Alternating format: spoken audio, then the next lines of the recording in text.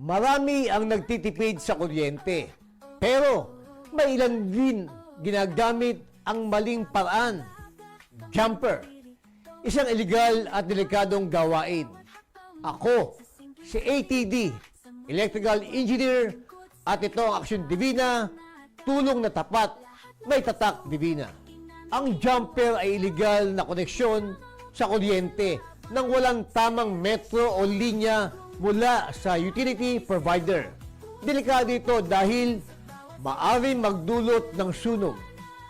Nagkakaroon ng power fluctuation na makakasira sa appliances.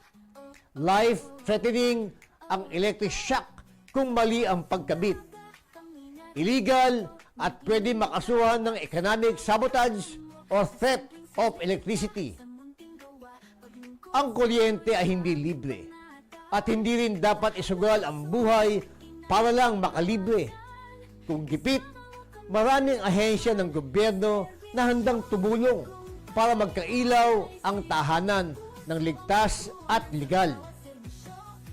Ang tunay na tagumpay ay hindi sa pagdaya, kundi sa tamang diskarte at tamang serbisyo. Ako, si ATD, at ito ang Aksyon Divina, makatao, makabago, may tatak Divina. Ako po si Doc Engineer Arnold Divina. At ako naman po si Aida Gonzalez and we are your hosts here on Tagumpay It's All Good.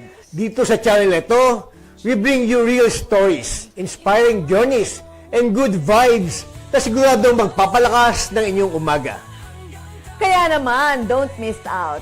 Follow and like us on Facebook. And don't forget to subscribe to our YouTube channel.